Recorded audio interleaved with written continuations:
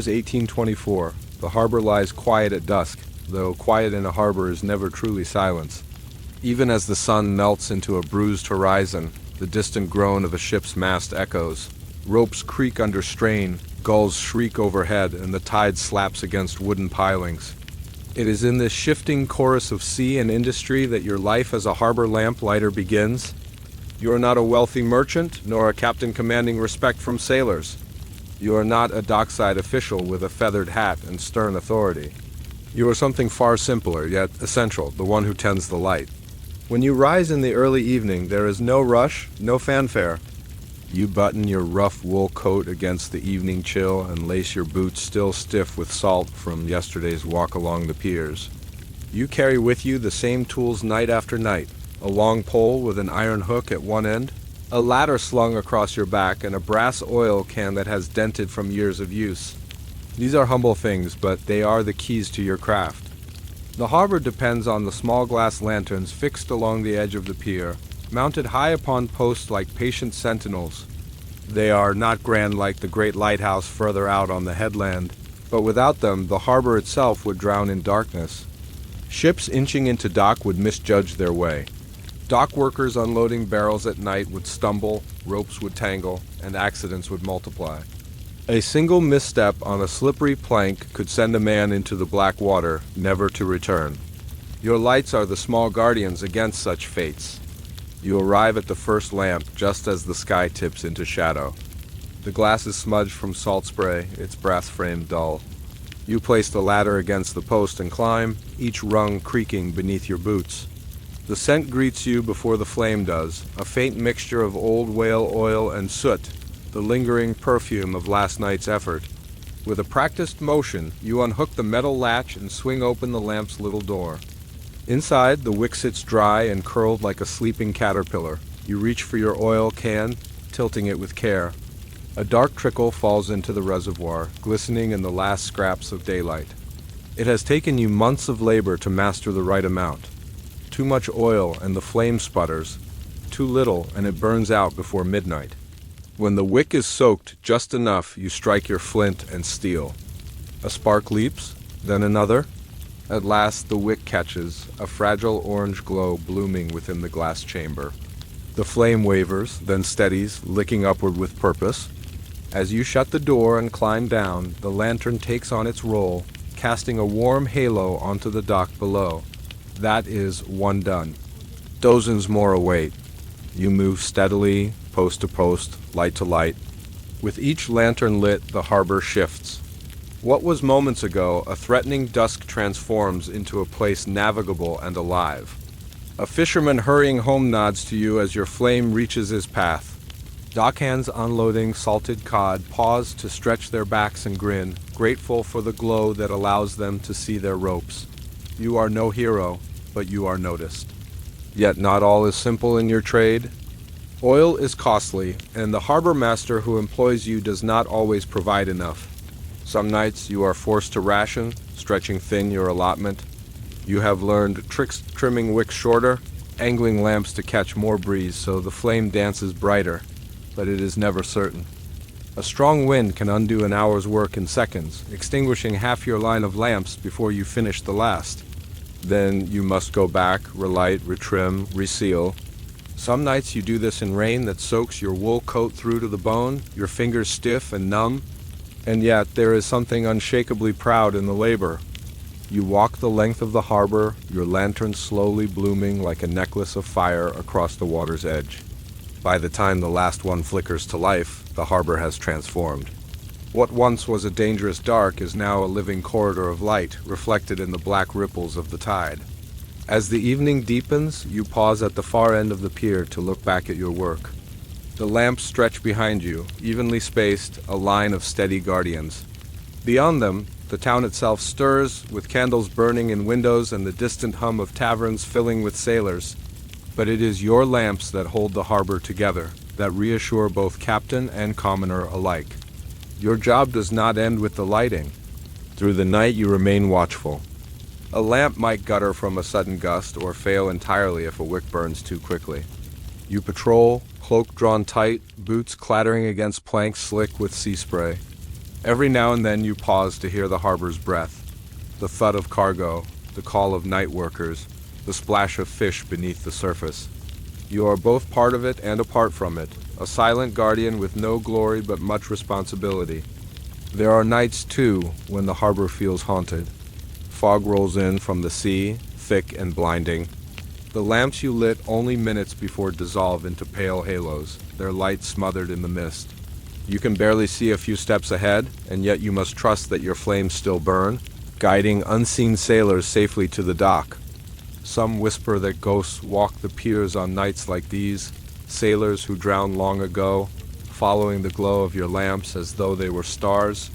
You do not know if you believe it, but you light them all the same. And when dawn comes pale and gray, your work begins anew in reverse. The lamps must be extinguished, the wicks trimmed, the glass polished free of soot. You climb again, ladder against post, reaching into each lantern to snuff out the flame you birthed only hours ago. The harbor returns to daylight, and the people within it go about their lives, often forgetting the silent figure who kept them safe in the night, but you remember. You carry the smell of oil on your hands, the smear of soot across your sleeves, the faint echo of boots on wooden planks. You are the harbor lamplighter, unseen by most, indispensable to all. The harbor is not just a place of ships and ropes, but of stories. Each night when you set out with your ladder and oil can, you are walking into a world that exists only between dusk and dawn, a hidden life of the port that most townsfolk never see. By day, the harbor is loud and bustling, sailors shouting orders, barrels rolling down ramps, merchants haggling over salted herring, children scampering with baskets of bread. But by night, when the sun sinks and the tide swells in silver light, the harbor becomes another creature entirely. It is quieter, yes, but not empty. It belongs to a different crowd, smugglers, drunks, watchmen, stray animals, and you, the lamplighter. Your work takes you through every corner of this nocturnal kingdom. Each lantern you ignite casts not just light, but revelation. The glow often falls on scenes most would prefer remain hidden. At one post near the fishmonger's sheds, you once lit a lamp and saw a boy no older than 10 crouched in the shadows, eating a fish head raw, his eyes startled by your presence. He darted into the dark before you could offer him a crust of bread. At another, near the customs house, your light once fell upon a pair of men exchanging small cloth bundles, their movements quick and furtive. When they saw you, they froze, but you walked on, pretending not to notice. Some lamps are better left burning without questions. Still, there are others who welcome your glow. Dockside women, wrapped in shawls against the night air, sometimes pause to warm their hands around the lamps after you pass. Fishermen returning late from the sea often bless you under their breath as the light guides them to the correct slip. The harbor is a labyrinth of piers and planks, and without those flames, one wrong turn could send a boat smashing against rocks or colliding with another vessel. But the harbor is not always friendly to the one who tends its light. There are nights when drunken sailors stumble out of taverns and jeer at you as you climb your ladder. Some call you Shadow Man, others Ghost with a Can, mocking the way you appear and disappear along the piers. A few have tried to knock your ladder while you balanced high above, laughing as you cursed down at them. You have learned to keep your pole handy, not only for lamps, but for fending off trouble. And yet, for every taunt, there is respect too. The harbor guards know your face well. The harbor master relies on you, though he rarely admits it. And there are older sailors who nod solemnly as you pass, aware that without your lights, they would not live to see another voyage. Still, the harbor hides deeper shadows than those of drunken men. There are nights when you sense you are not alone, even though no one is near. Your boots echo against the planks, but another sound, faint, steady, almost like footsteps, follows at a distance. When you turn, the darkness is empty, but the sensation lingers. Once, during a winter fog, you swear you saw a figure near the farthest pier, standing still, watching. You lit the lamp closest to him, and for an instant the glow revealed a sailor's uniform, drenched with water, face pale as chalk. But as you blinked, he was gone, swallowed by mist. Some say the harbor keeps its drowned, and that the lamplighter is fated to see them most often. You do not speak of it, but the memory follows you each time the fog rolls in, and then there are the storms. A calm night's work can be done in hours, but when the wind howls and the sea churns, your labor stretches into battle. Rain lashes your face, soaking through wool and leather. The latter becomes a treacherous weapon, slipping on wet planks as you wrestle it upright. Oil threatens to spill with every gust, and your flint sparks weakly against damp steel. Yet the lamps must burn, storm or not. A ship coming in on a storm tide depends on that faint glow, fragile though it may be. One stormy night, you remember vividly, a brig came in too close, sails shredded, crew shouting over the roar. They clung to your line of lamps as if to a rope, steering desperately between them towards safe mooring. Had even half your lights been snuffed by wind, they would have been lost on the rocks. Instead, battered but alive, they reached the dock. You watched them stagger ashore, too busy thanking God to ever think of the man with the oil can. But you knew. You had saved them, though your hands still shook from the cold and the fury of the sea. It is on such nights that you feel the strange contradiction of your existence. You are invisible, yet indispensable. No statue will ever bear your likeness, no song will carry your name, yet without you, the harbor would swallow more lives than it spares. You are a shadow in service to light. When dawn breaks after such nights, your exhaustion is profound. You extinguish each flame with heavy limbs, wiping soot from the glass, your eyes gritty with sleeplessness. But as you finish, you glance back and see the line of lamps dark and silent once more, waiting for you to return at dusk. The town stirs awake behind you, bakers rolling dough, fishermen hawking the morning's catch, carts rattling down cobbled streets. Few give thought to the lamps, fewer still to the one who tends them. Yet, as you walk home, the smell of oil on your hands and the salt still sharp in your lungs, you carry the harbor's secret. You have seen what others do not, kept watch when others slept, and guarded lives with nothing but flame and patience.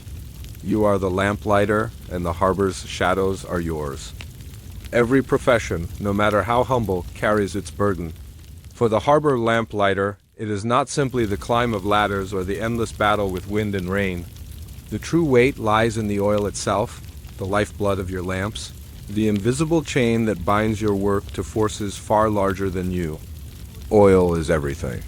Without it, your lanterns are nothing but empty shells of glass and brass. With it, they breathe fire, casting safety and order across the harbor. But oil does not flow freely. It is costly, contested, and sometimes corruptly withheld. The harbor master, stern and red-faced, doles out your allotment each week. You arrive at the supply shed, where great casks of whale oil stand, reeking of salt and fat. The stench is sharp enough to cling to your clothes for hours after. You carry away your share in battered cans, careful not to spill a drop. Each pint you waste is a night's failure waiting to happen. And yet your allotment is never enough. The harbor stretches farther each year, new piers built, new docks carved into the shoreline to accommodate the swelling trade. Ships arrive from distant colonies, heavy with tea, sugar, cotton, and rum. Each vessel demands its safe passage, each pier its guiding flame. But the oil is rationed as if the harbor had not grown at all. You are forced into choices that gnaw at you. Do you pour generously, ensuring each lamp burns long and bright? Or do you measure sparingly, eking out the supply at the risk of a lamp guttering before dawn? It is a quiet gamble every night, one that no sailor or merchant ever knows you are playing. Once, early in your career, you erred on the side of caution, giving too little oil. The wind rose unexpectedly, and by midnight half the lamps along the southern pier had gone out. A schooner, returning from a long voyage, mistook its berth and rammed against a rival's hull. The shouting that followed echoed into your bones. Men fought on the dock, merchants raged at each other, and the harbor master bellowed threats at all within earshot. You stood silent, shame burning hot beneath your coat, knowing that your hand had tipped the scales. Since then, you have learned to be cunning. You know which lamps burn quicker, the ones on the open pier where the wind never rests, the ones near the taverns where drunken fists sometimes rattle their posts.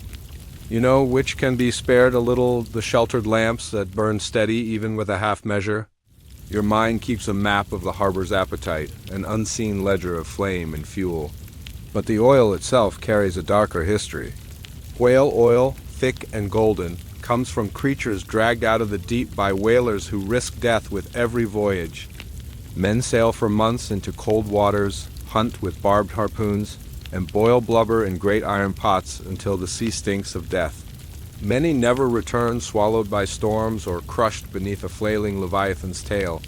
Each time you tip your can and watch the oil trickle down, you know it was purchased with blood and bone. The harbor may glow with safety, but it is lit by sacrifice far beyond your sight.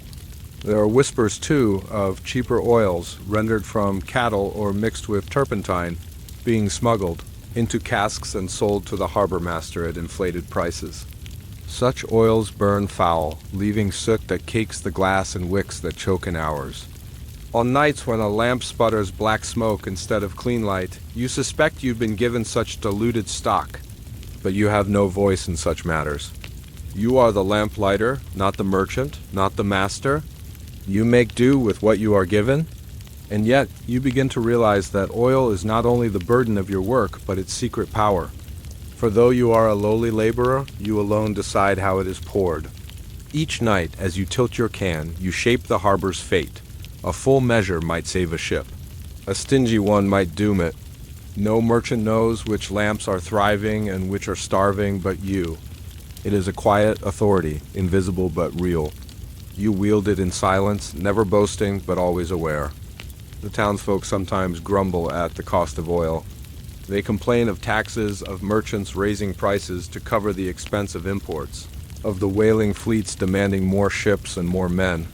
But rarely do they see the connection, that the very lamps they rely on for safety are at the heart of this vast chain of trade and toil. You, who touch the oil nightly, feel it keenly.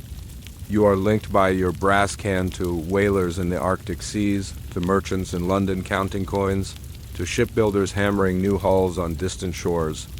And still, in the small hours, when the harbor is hushed and only the gentle lap of water against the pilings fills your ears, you sometimes pause with your can in hand and wonder.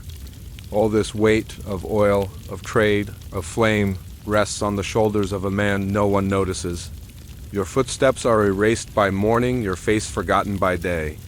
The ships sail, the merchants prosper, the harbor thrives, and yet none of it would move without your nightly ritual of pouring oil and striking sparks. One bitter winter night, as you climb to light the farthest lamp, your hands stiff and trembling from the cold, you spill half your measure into the sea below. It glistens briefly before vanishing into blackness. You curse softly, knowing you must walk back, fetch more, and retrace your steps. But as you do, a thought grips you, how fragile it all is. A single slip, a single empty can, and the harbor would drown in darkness. All that power resting in the calloused hands of one weary figure. It is a heavy knowledge, but also a strange kind of pride. The weight of oil and flame is yours alone to bear. The harbor at night is not yours alone. Though your task is solitary, each step along the creaking planks reminds you that you are never without company. Some companions are loyal, some are hostile, and some are neither flesh nor spirit, but the restless whispers of the sea itself. The first companions you know best are the harbor's creatures. Rats scurry along beams and ropes, bold enough to pause under the glow of a newly lit lamp, their whiskers twitching before darting away into the shadows. They grow fat on spilled grain, fish guts, and refuse tossed carelessly into the tide. Cats follow them, half wild, eyes glinting in the lamplight. You often see one slink across your path, tail flicking, only to vanish between stacked barrels as though it were smoke given life. Gulls remain even after dark, their cries sharp and mournful. They circle the docks, searching for scraps left behind by fishermen, their wings white against the night sky when caught in your lamp's glow. Sometimes, when the fog is thick, their cries echo eerily, sounding less like birds and more like lost sailors calling across the void. But there are gentler companions, too. The stray dogs of the waterfront often find you. Mangy, scarred, and loyal to no master, they pad silently behind you, watching as you climb your ladder. On colder nights, one will settle at the base of your post, curling its body against the wind as though guarding your lonely vigil. You do not feed them often. Scraps are scarce, but they remember kindness. Their presence is a comfort when the fog grows heavy and the harbor feels like a graveyard. Human companions, however, are more complicated. The night watchmen patrol with halberds or staves, their lanterns swinging as they move in pairs. You cross paths often. Some greet you with respect, a nod, or a muttered word of acknowledgement.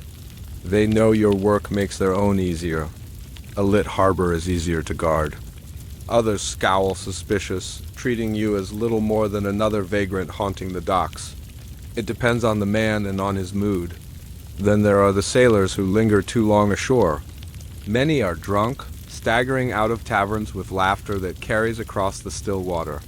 Some are friendly in their stupor, calling blessings down upon you as you pass. Others are cruel, mocking your ladder, your oil, your very profession. One once snatched your pole and tried to use it as a weapon in a brawl. You retrieved it only after the fight ended, dented and sticky with spilled ale. Since then, you've kept tighter grip on your tools. Merchants are rarer companions. Their work is of the day, their wealth allowing them to retreat to warm homes once the sun sets. But occasionally one lingers to oversee a late cargo. They stand on the dock in fine coats, stamping their feet against the cold, their faces pinched and impatient. They glance at you only when the flame of your lamp illuminates their goods, as though you were no more than another hired hand. And perhaps you are, though their fortunes rest as much on your oil as on their ledgers. The poorest folk of the harbor, beggars, widows, children without families, know you best. They haunt the shadows between your lamps, sleeping in doorways or beneath overturned skiffs. They wait for you to pass, not to thank you, but to seize the comfort of light. Once, a mother cradling an infant approached you as you lit a post near the warehouse. She asked nothing, only stood within the glow, rocking her child as though the flame itself were a lullaby. You left her there, warmed by the circle of light in a night otherwise merciless. But there is another kind of companion you can neither name nor touch. The harbor itself seems alive when the world sleeps. The tide breathes in and out, a pulse that rocks the piers and groans through the pilings. The wind whistles through rigging, turning ships into vast, sighing instruments. At times, the sound is so human you pause, sure you've heard someone whisper your name. Yet no one is there, only the night and your imagination. Some nights, the companions you meet unsettle more deeply. Smugglers lurk where the lamps are weakest, moving crates and barrels with silent efficiency. You learn to turn a blind eye. Confronting them would bring only a beating, and perhaps worse. Still, you sometimes wonder if your lamps are shields for their secrets, as much as for honest sailors. And then there are the dead. Every harbor has its drowned, bodies claimed by storms, accidents, or brawls gone too far. Most are recovered, but not all. On certain nights, when the water is calm and the lamps burn steady, you swear you see faces beneath the surface, pale, drifting, eyes open and unblinking. You shake your head and climb down, blaming weariness. Yet, when you pass that same spot again, you find yourself hurrying, unwilling to look. Your strangest companion is silence itself. Not the silence of stillness, the harbor never truly rests, but the silence between sounds. It is in those gaps that unease creeps in, when the gulls fall quiet and the dogs stop their pacing, when even the tide seems to hold its breath. In those moments, you feel the weight of all unseen eyes upon you. You light the next lamp quickly, relieved when the flame crackles into life and fills the darkness with its fragile warmth. Despite all this, there are rare nights when companionship feels like grace. A fisherman will walk beside you for a stretch, telling tales of storms and strange sights at sea. A widow might press a small loaf of bread into your hand in gratitude. Or a dog will trail you from the first lamp to the last, silent, steadfast, its presence reminding you that even the loneliest work is never truly done alone. At dawn, when you extinguish the last flame, you think of all the beings who shared your path in the dark. The rats, the cats, the gulls, the sailors, the watchmen, the beggars, the unseen dead. None will remember you come daylight, but you will remember them. For in the end, the life of a harbor lamplighter is not a solitary life at all. It is lived in the company of shadows. If summer is a season of sweat and salt, winter is a season of bone and breath. No time tests the harbor lamplighter more than the long, bitter nights when the sea itself seems to freeze in anger. Your work begins earlier then. The sun dies quickly, slipping behind the horizon before the townsfolk have even finished their suppers.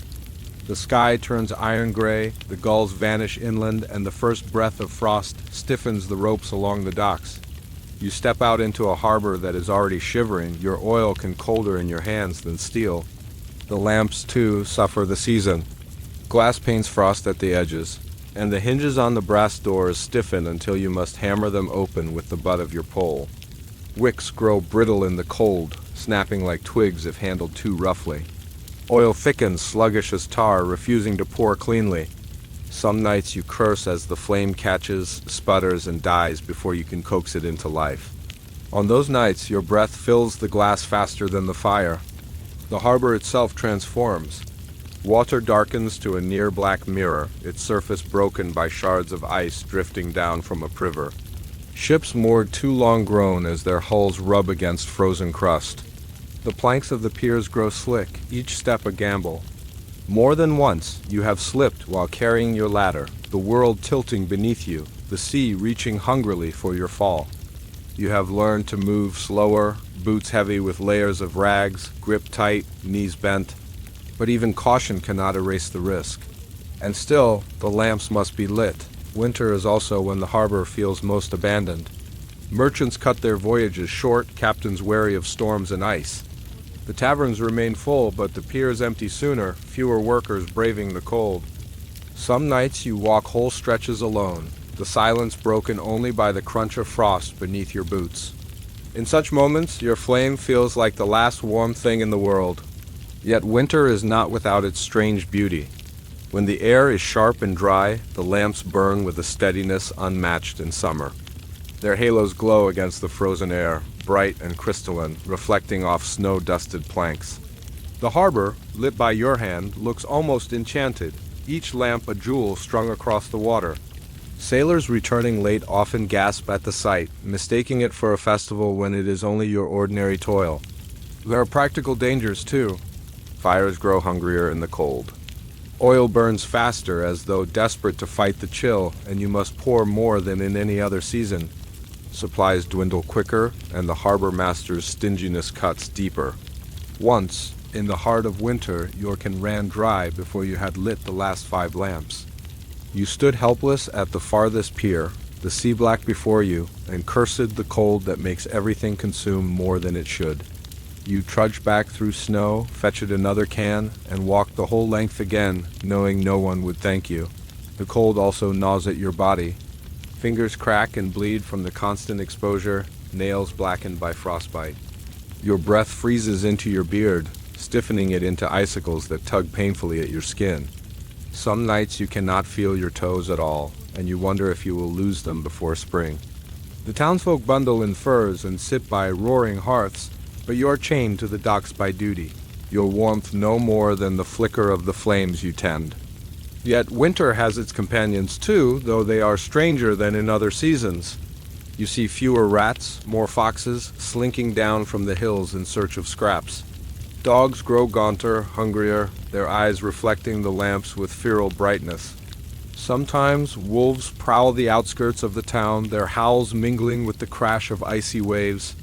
More than once you've glimpsed them from afar, their shapes ghostly in the snow, watching as you lit the lamps as though curious about your devotion. The sea in winter holds its own terrors. Storms come sudden and violent, with winds sharp enough to cut the skin. Snow blinds you, coating the lamps before you can move on to the next. Ice seizes the ladders, locking them to the planks until you beat them free with your fists. Once, a gale nearly hurled you into the water as you climbed to light the highest lamp. Only your desperate grip kept you clinging, heart pounding, as the sea frothed below like a hungry mouth. But perhaps the deepest danger of winter is the silence that settles when storms pass. On those still nights, when snow falls soundlessly and the harbor seems frozen in time, you sometimes feel you are walking not among the living, but the dead. Lamps glow in steady ranks, each one a candle on a vast grave. Your breath clouds before you, the only proof of life in a world otherwise hushed and unmoving. In such moments, you feel as though you are not merely a lamplighter, but a mourner, tending to the memory of all who have braved these waters before. And yet, even in the cruelest cold, there are reminders of why you persist. A ship breaking through ice, guided to dock by your line of flames. A watchman warming his hands beside a lamp, nodding to you with gratitude.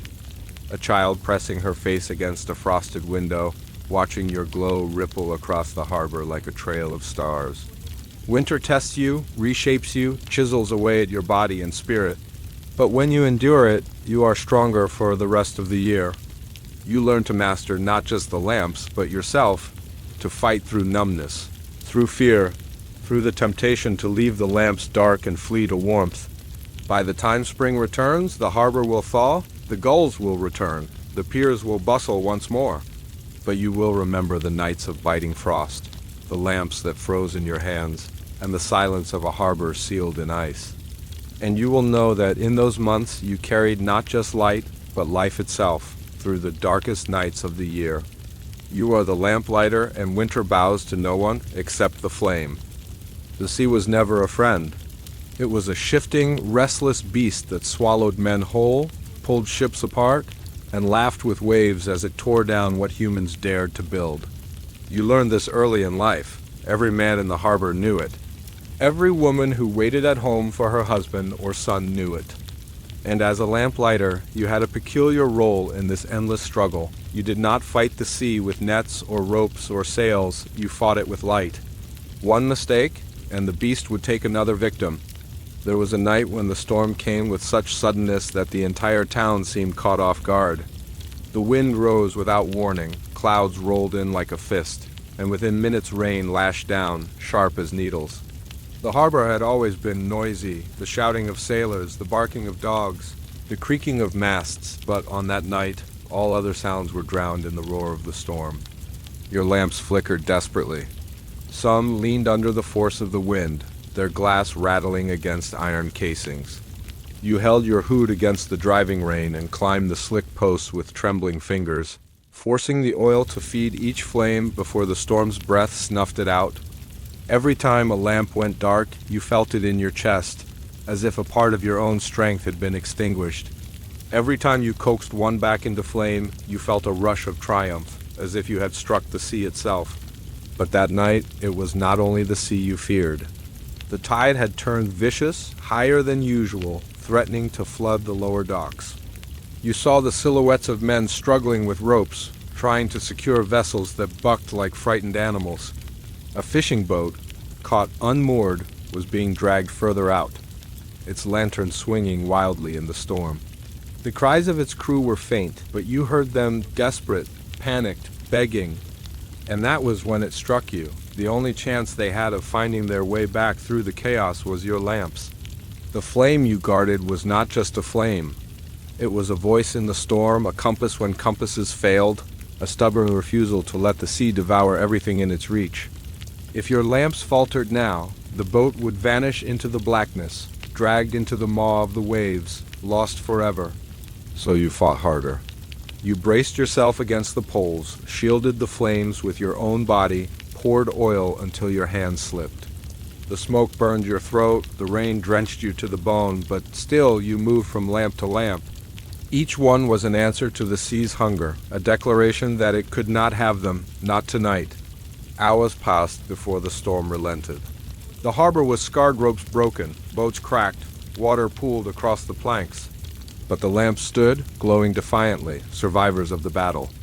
And out beyond the waves, that small fishing boat limped back into the safety of the harbor, its crew half dead with exhaustion, but alive. The men collapsed onto the dock. They did not see you standing there, soaked and trembling, watching them with quiet relief. They did not know how close the night had come to ending them. But you knew. You knew, as you stared at the stubborn flames, that the work you did was no mere ritual. The sea would always hunger, and you would always answer. The harbor, by day, was a noisy marketplace of wood and water. Sailors shouted over one another, carts rattled down the cobblestones with barrels of fish. Women bargained for baskets of mussels, and children ran with the sharp laughter of the untamed. But at night, when your lamps took over, the world was transformed. The silence was not absolute. It was heavy, layered, broken by the occasional gull, the groan of a rope tightening against its post, or the slap of water against stone. Yet it was a silence of purpose, of waiting. The town slept, but you did not. You kept watch. Your lamps were the only witnesses, the only watchers who never closed their eyes.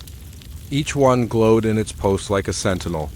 Together they formed a chain of light stretching along the dock, a line of resistance against the infinite blackness beyond.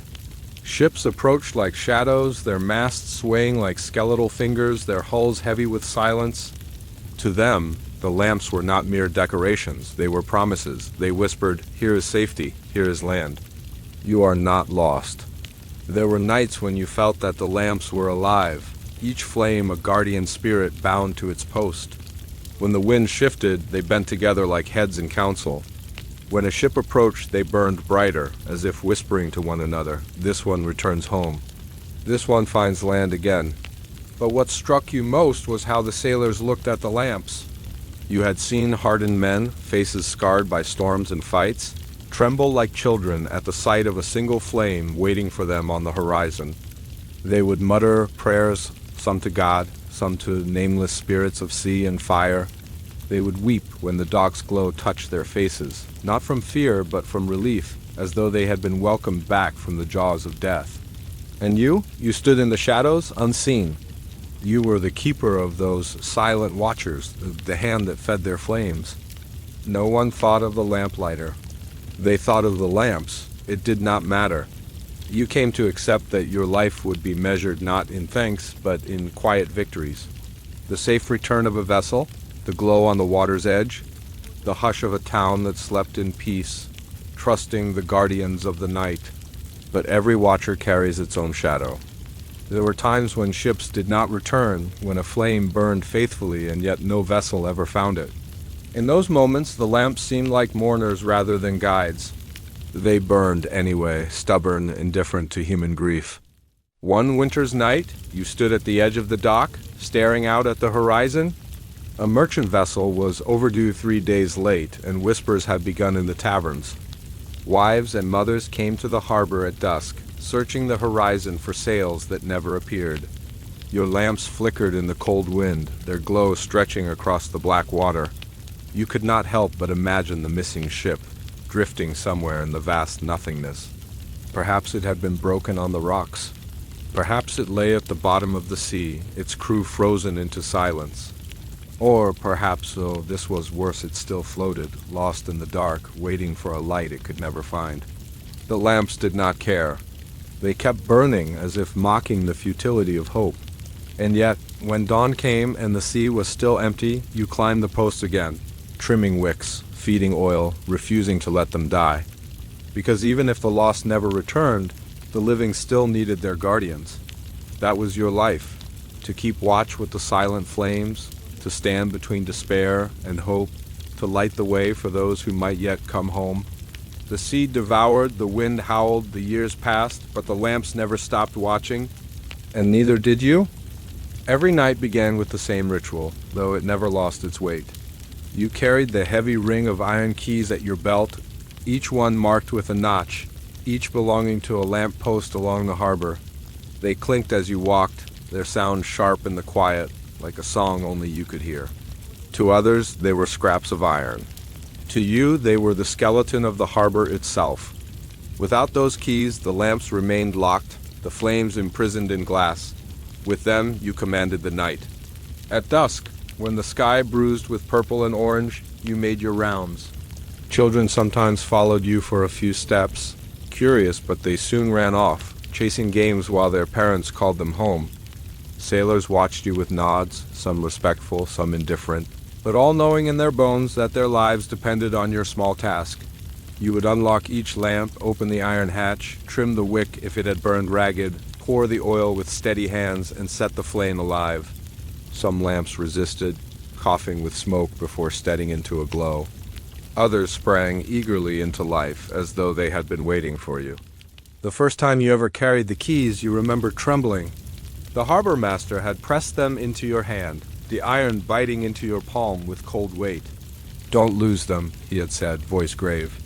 "And don't let the lamps go dark. Ships die in darkness." That sentence never left you. The harbor master was long gone now, buried under the earth.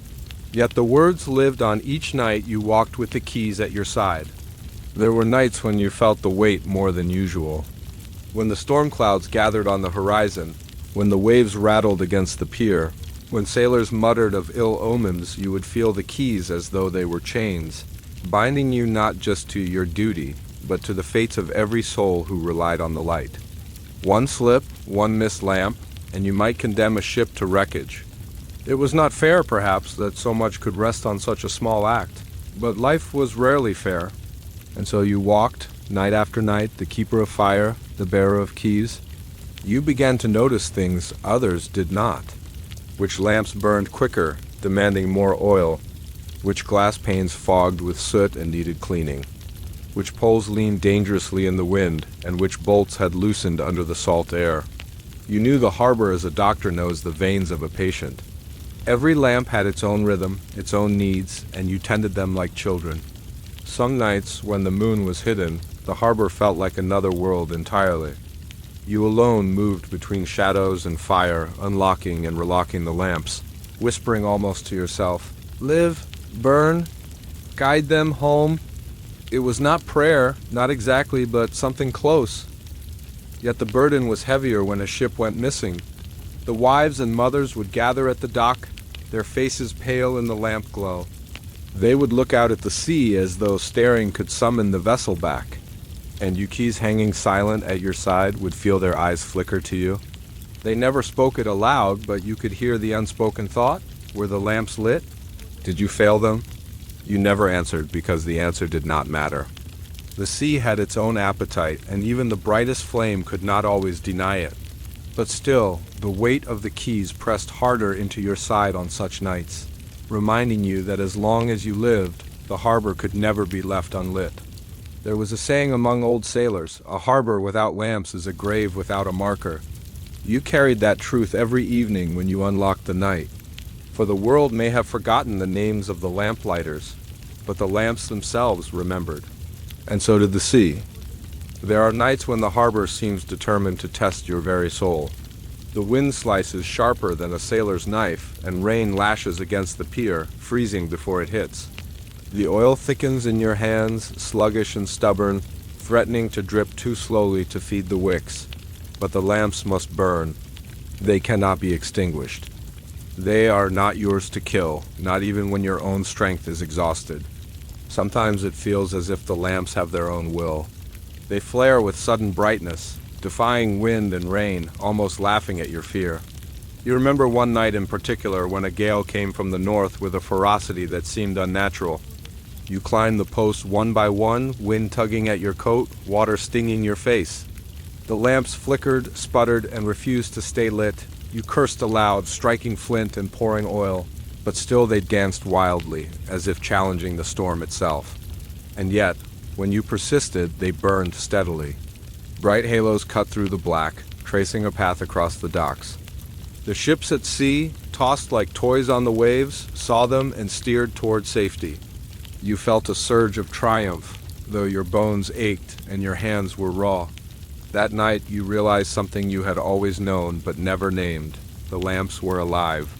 Not with thought, not with consciousness, but with a stubborn spirit that matched your own. Other nights were quieter, almost peaceful, though never truly easy. Frost would gather on the glass, turning your lamps into small prisons of light. You would wipe the panes clean, trim the wicks, feed the oil, and watch as the flame flickered to life again. There was a meditative rhythm to it, a kind of sacred repetition. You were part of a chain older than yourself, a ritual that connected you to centuries of harbor lamp-lighters before you, and perhaps to those yet to come. Yet even in these calmer nights, the burden of responsibility weighed heavy. Every sailor, every cargo, every family waiting ashore relied on you. The smallest mistake, a wick trimmed too short, a lamp neglected for a few minutes, could mean disaster. And though the harbor seemed empty, silent, abandoned by humanity, it was never empty. Shadows watched from the edges. Rats, cats, dogs, sailors hidden in fog, thieves or smugglers taking advantage of the night. You learned to move with caution, to strike quickly, to observe without being seen. The winter months brought their own terrors. Ice formed along the edges of the docks, slippery and treacherous. Ladders froze in place, hinges stiffened, oil grew thick and slow. You carried each lamp as if it were a newborn, careful not to spill, careful not to drop it. The sea seemed darker then, more patient, as if it waited for you to falter.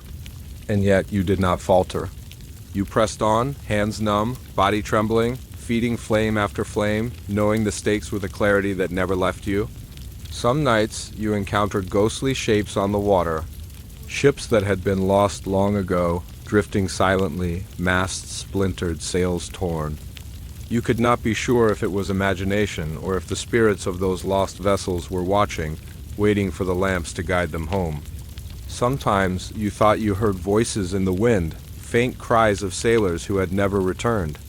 You never answered them aloud, your work was not for the dead, but you could not ignore them entirely. You lit the lamps brighter, as if to say, "We see you. You are remembered." And then there were the humans who tested you. Drunken sailors stumbling from taverns, desperate thieves trying to snatch oil or ignite mischief, watchmen suspicious of your movements. You learned to defend yourself, to wield your pole not only for oil but for protection. Sometimes a single swing was enough to scare off a would-be attacker. Other nights you had to run, carrying oil and ladder with remarkable speed across the slick planks. Each encounter reminded you that the harbor was alive in more ways than one, and not all of them benevolent. Despite all this, there were nights of profound beauty. When the wind died down, when the fog lifted, when the moon rose full and silver over the water, the lamps formed a line of gold and amber across the black sea. The harbor seemed to breathe, to shimmer, to exist not as stone and wood, but as a living, luminous creature. Sailors whispered prayers of thanks, mothers breathed sighs of relief, and even the dogs and cats paused, watching with quiet reverence. You understood then why the lamps must never die? They were more than tools. They were beacons of life, courage, and hope. Each flame was a small defiance against chaos, a protest against the merciless sea, a pledge that even in the darkest night light would prevail. And it was you who fed them, who protected them, who bore the responsibility that no one else could see. By dawn, the harbor would resume its noisy life. Merchants and sailors, mothers and children would step into the morning, often unaware of the night's battles. You would walk the docks, extinguishing each flame, tired beyond description, soaked to the bone, hands raw. Yet inside you, a quiet satisfaction burned brighter than any lamp. Another night survived, another harbor kept safe, another set of lives protected.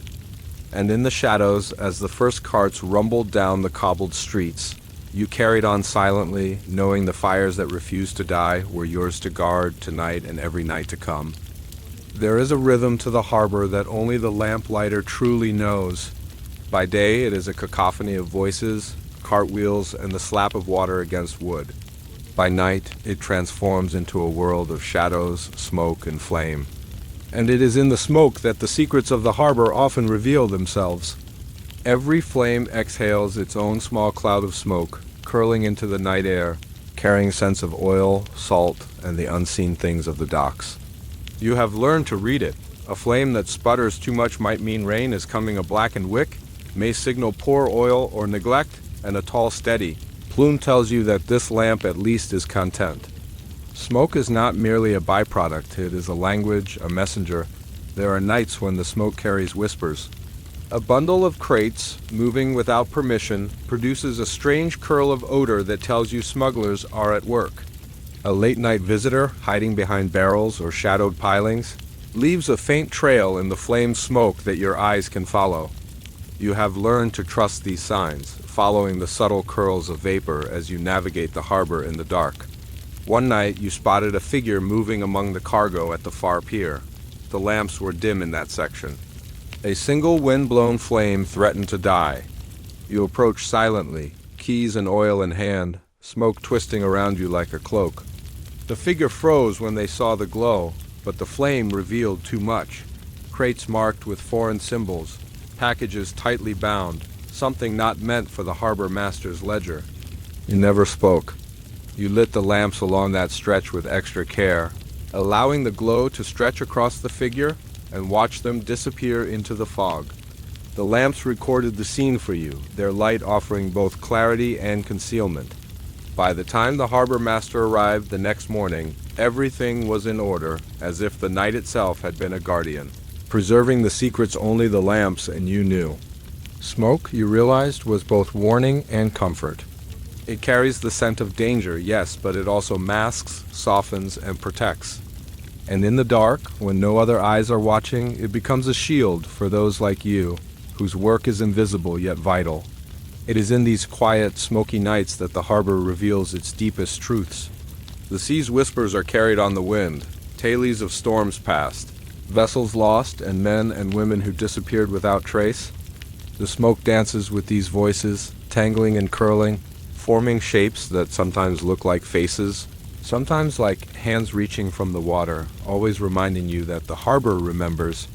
There is a peculiar loneliness in this knowledge. Others sleep, safe in their beds, ignorant of the battles fought by a single man walking between shadows and flame.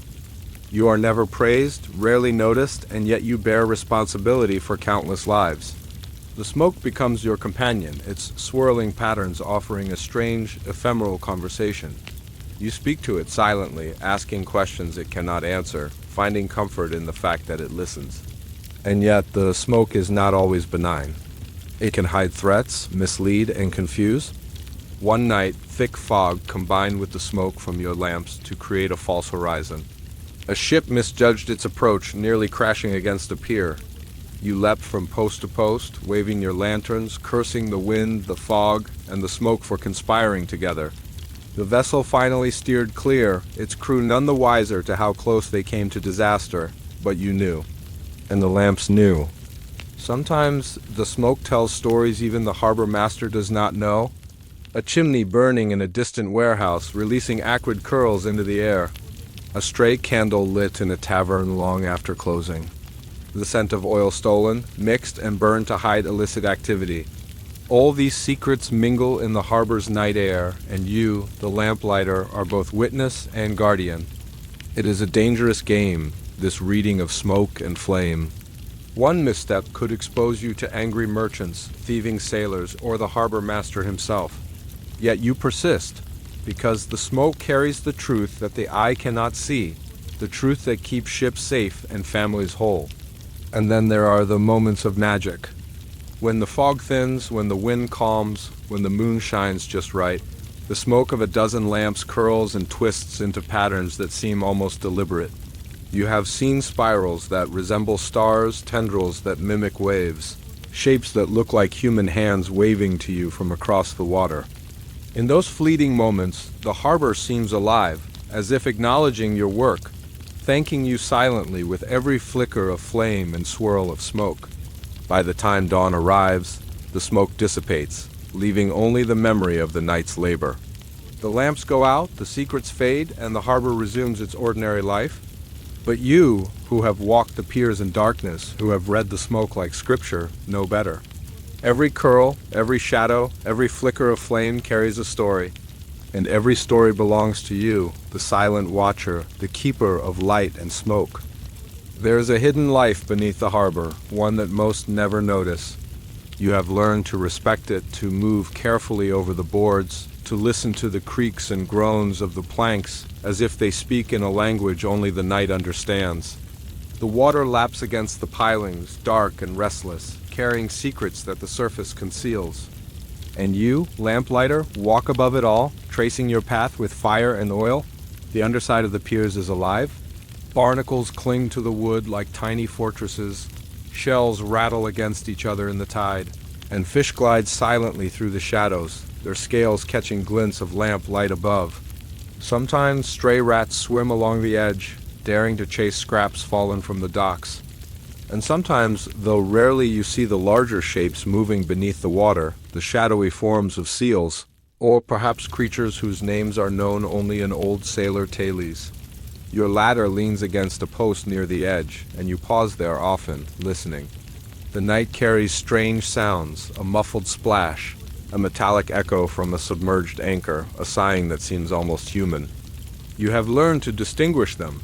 The familiar groan of timber against tide, the call of a distant gull, the ripple of a small boat drifting in its mooring. But every now and then something unplaceable stirs the imagination, a noise that raises your hair, makes your fingers tighten on the pole. One foggy night you noticed movement beneath the pier unlike anything you had seen before. A small boat, long abandoned, rocked in the black water, unmanned, yet it seemed to drift purposefully. You approached cautiously, lantern in hand, your boots splashing through the shallow edges. As you drew near, the smoke from your lamp coiled around the mist, creating shapes in the fog that seemed almost alive. You thought you saw figures crouched in the boat, watching, but when you blinked, it was empty. Still, the sense of eyes upon you did not fade.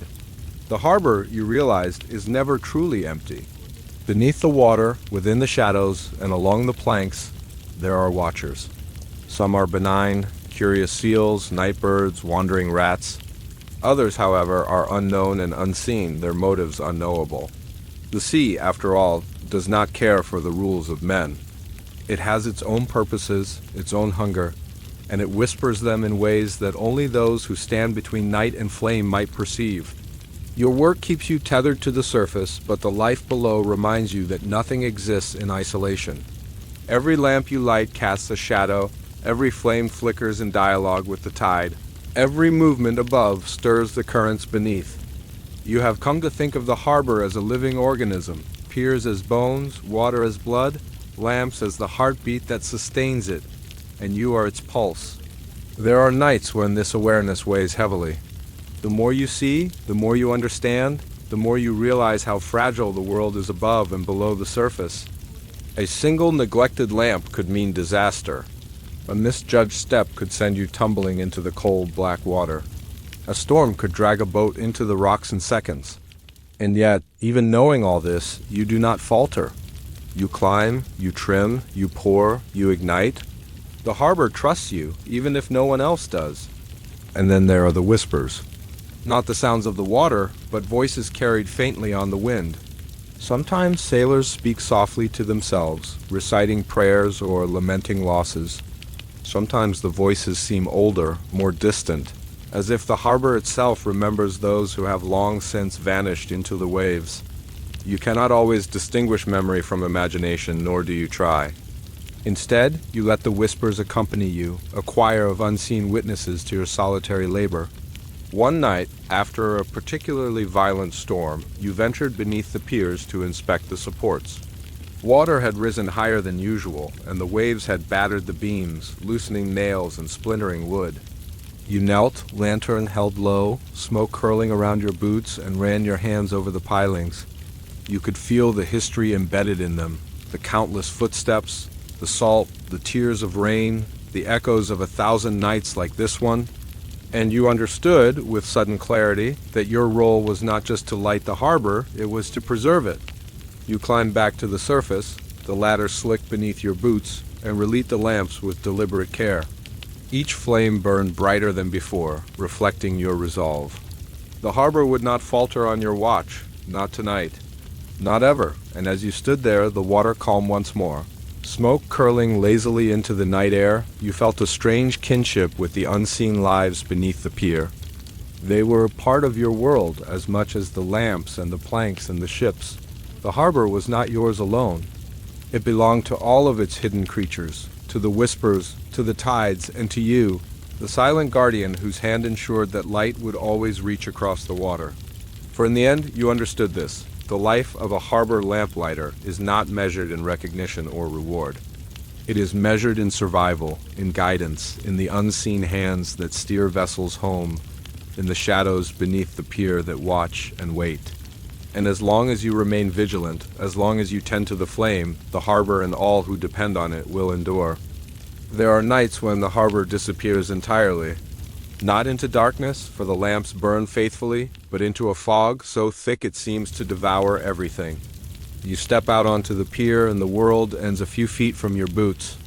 The water, the ships, the distant town, they vanish into a whiteness so absolute that it feels as if you are suspended in some other world, untethered from time and reality. Fog is a thief. It hides the dangers you know well, the slick boards, the rising tide, the tips of unseen piers. It hides the familiar shapes of moored vessels, turning them into strange, spectral objects that loom and drift. It hides humans and animals alike, leaving you alone with the wind, the water, and the sound of your own breath. Yet it is not an enemy, exactly, it is a test. It is the harbor's way of reminding you that light, not strength, defines survival. You have walked these piers countless times in rain and frost, in wind and storm, but the fog is different. It moves like a living creature, curling around posts, drifting over railings, slipping into the crevices of the wood. You can hear it before you see it, the soft hiss of condensation forming on every surface, the faint slap of water against unseen obstacles. And through it all, you carry your lamps, small defiant flames that push back against the swallowing whiteness. On one such night, a ship approached from the mouth of the harbor, its sails almost invisible, its crew uncertain where the docks lay. You lit every lamp along your path with meticulous care, refilling oil and trimming wicks until the glow stretched across the fog like a golden ribbon. The sailors followed it like moths to light, murmuring words of gratitude you could not hear clearly, their voices swallowed in the dense whiteness. Fog magnifies mistakes. One misplaced lamp, one extinguished flame, and a vessel could crash, splintering on rocks or the pier itself. Every movement is deliberate, each step measured, each lamp fed with precision. Your keys weigh heavily on your belt, a constant reminder that you are the only one who can bridge the space between lost and found.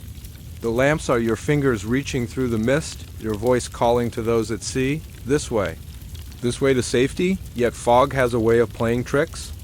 Shadows stretch and twist, turning barrels into monsters and ropes into serpents. You catch glimpses of figures that vanish when you blink, hear footsteps that belong to no one. Feel the sense of eyes watching you from the gray nothingness. Sailors whisper of ghosts in the fog, of lamps that burn on docks long abandoned. You do not dismiss these tales? You know better. The harbor is older than any town, older than its people, and it remembers all who have walked and stumbled along its piers. During these nights, your senses heighten. The sound of a lamp coughing on oil, the smell of salt thick in the damp air, the faint vibration of a ship's hull against the waves, all of it becomes crucial. You move slowly, deliberately, trusting your instincts and the rhythm you have learned over countless nights. Each lamp you ignite cuts a line through the fog, a path for the lost, a tether to reality in a world that feels otherwise suspended. The townsfolk rarely see this work. They awake to find the harbor orderly, lights glowing along the piers, ships safely docked, and a sense of calm that belies the peril that existed just hours before. And yet, you know what it costs?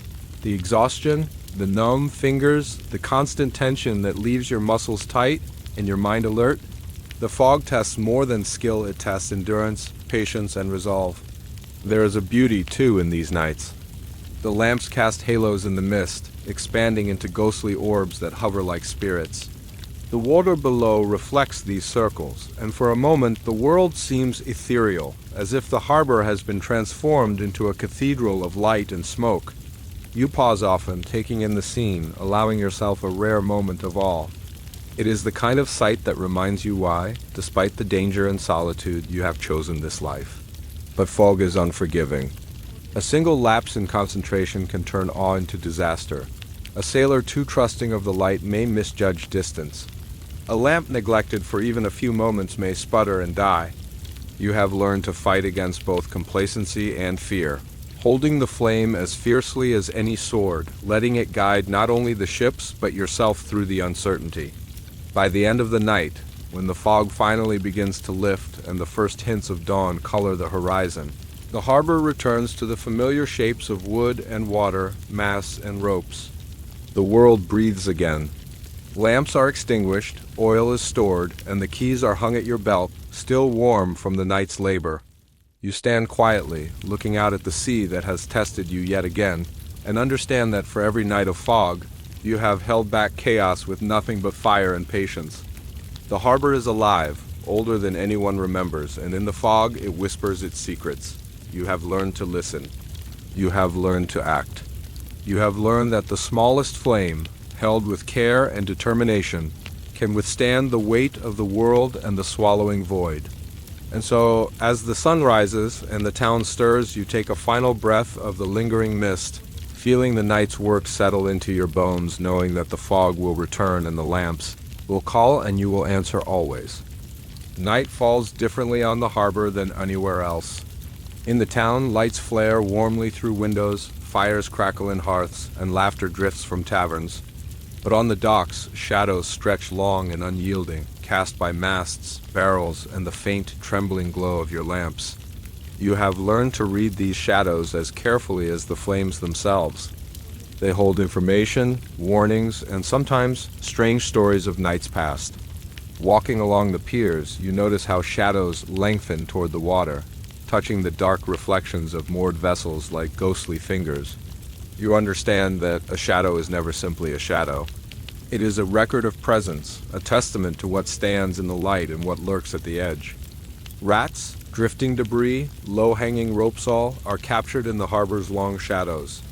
But so too are the movements of men, sailors returning late, thieves prowling in search of oil or coin, harbor workers making their rounds. Shadows tell you what you cannot see directly, and you have learned to move among them like a ghost yourself. One night, a group of smugglers attempted to move crates under the cover of darkness. The harbor had been unusually quiet, the fog lingering low on the water. You had already lit the lamps along your path, but the faint glow revealed the silhouettes of their figures before they even realized they were visible. Shadows lengthened unnaturally in the lamplight, stretching across the pier like fingers reaching for them. You watched, silent and unmoving, while the group debated whether to proceed or retreat.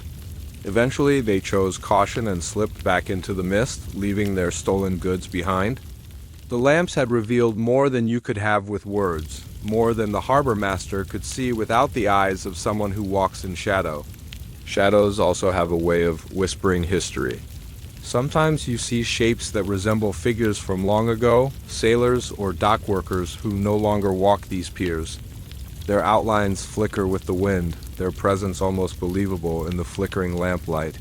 It is impossible to know if this is memory, imagination, or something older, something the harbor has absorbed over decades, centuries even, that lingers in its long, dark corners.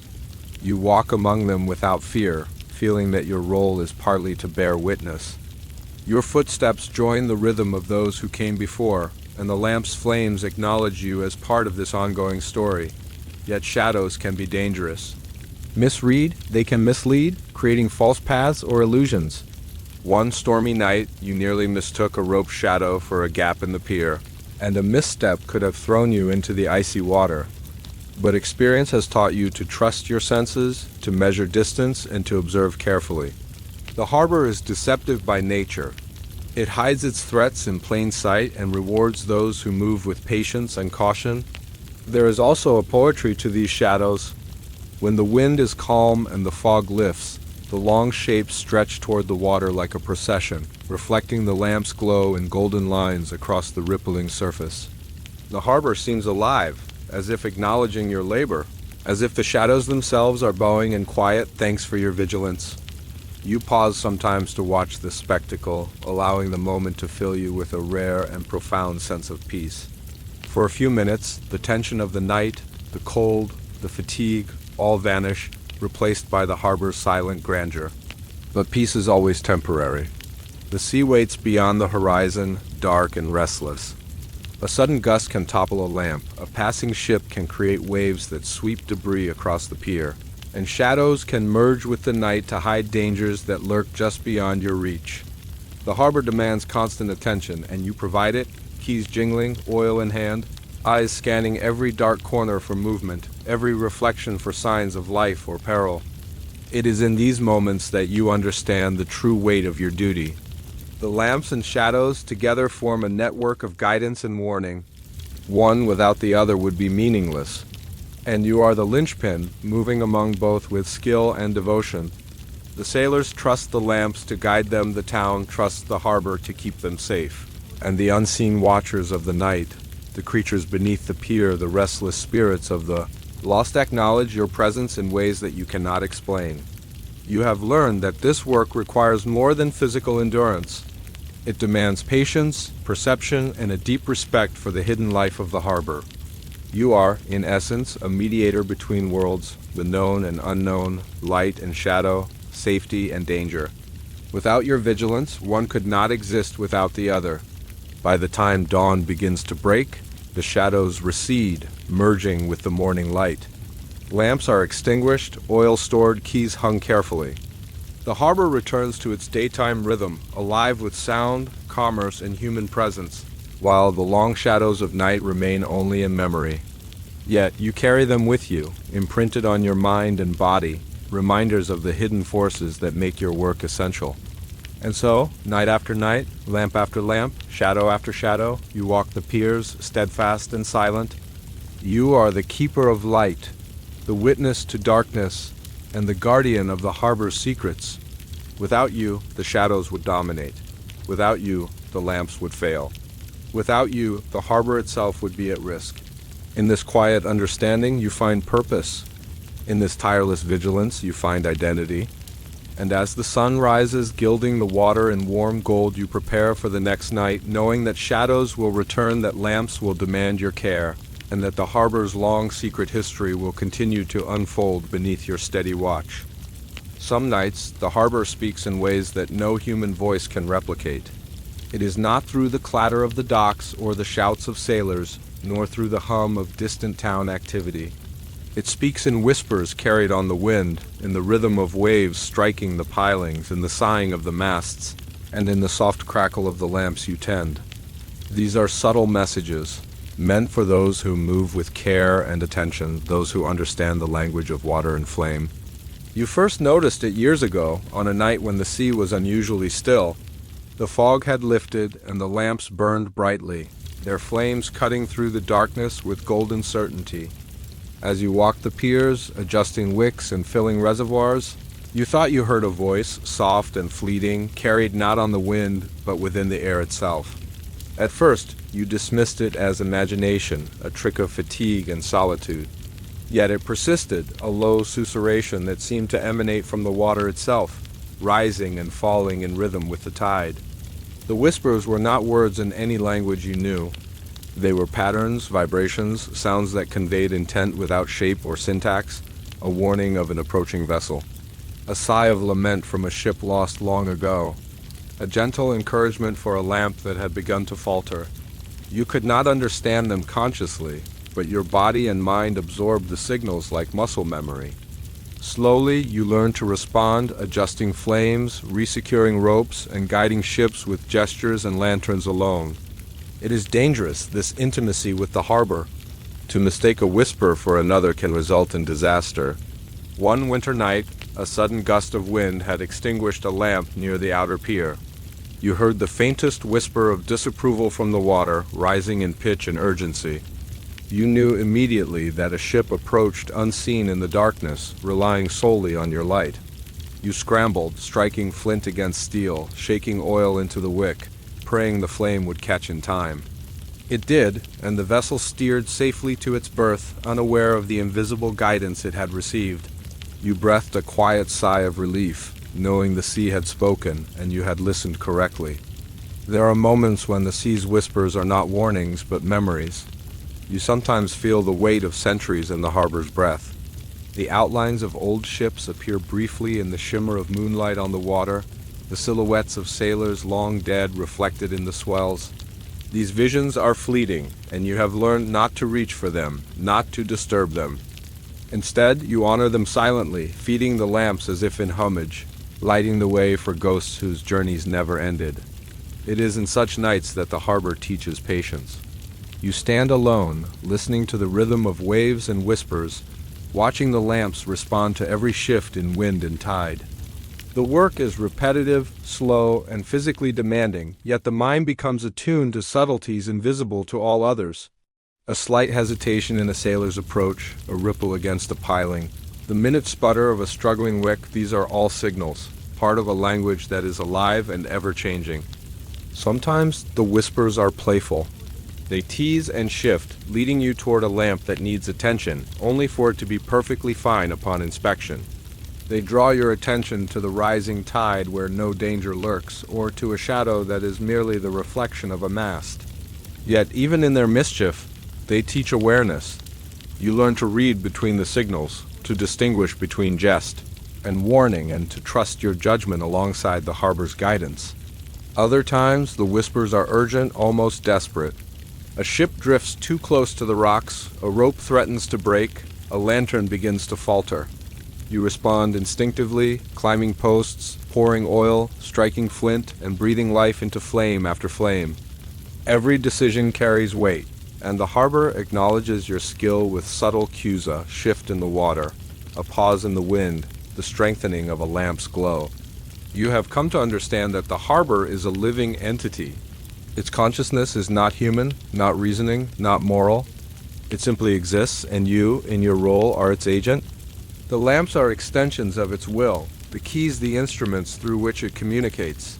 And you, tired, soaked, vigilant, are the conduit between the water, the wind, and those who traverse its realm. On one memorable night, during a storm that felt almost supernatural, the sea's whisper became a roar. The wind tore across the pier with the force of a battering ram, waves slamming against moored ships with explosive energy. Yet even then, amid chaos, you heard the subtle instructions carried within the tumult, the timing of a wave, the flicker of a lamp, the position of a rope. Each whisper guided your actions as you ran from post to post, igniting, adjusting, protecting. By dawn, every vessel was safe, every lamp still burning, and you stood, exhausted and exhilarated, listening to the calm whisper of the harbor that followed the storm. The sea is patient, ancient, and impartial. It does not praise, it does not condemn, and it does not forgive. Yet, in its whispers there is knowledge, there is guidance, there is history. And if one listens carefully, if one responds with care and courage, the harbor rewards with survival, with the faintest glimmer of understanding, and with the trust of the countless lives that depend on your vigilance. By the time the first light of morning stretches across the water, the whispers recede, leaving only memory and the faint scent of salt. The lamps are extinguished, the oil stored, the keys hung with care.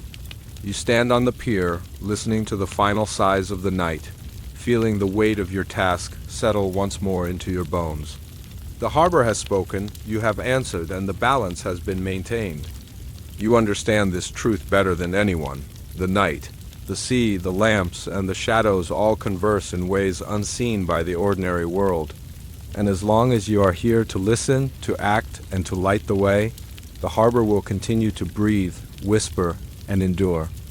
Some nights in the harbor are ordinary, defined by routine, lanterns, and the gentle rise and fall of tides. But every so often, the universe seems to open a window, offering a glimpse of something greater, something beyond human understanding. One such night is remembered forever, when stars fell across the sky like shards of light, and the harbor held its breath. It began as a normal evening, the fog lingering lightly along the water, the lamps burning steadily along the piers. You had walked the docks countless times, refilling oil, trimming wicks, ensuring that each lamp glowed unwaveringly. The wind was mild, carrying a faint brine from the sea and the faint scent of timber from the ships. There was the usual rhythm, the creak of wood beneath your boots, the soft lap of water, the occasional call of a night bird or distant gull. Nothing seemed extraordinary. Then, from the far horizon, a shimmer appeared. A streak of light tore across the black sky, followed by another and another. Stars falling not randomly, but in a cascade of golden trails, igniting the darkness with fire before vanishing. The effect was both terrifying and beautiful, a celestial pyrotechnic show above the quiet harbor. The lamps, as if in recognition of this event, flickered brighter, their small flames mirroring the brilliance in the sky. You stopped walking and looked up, your heart caught between awe and fear.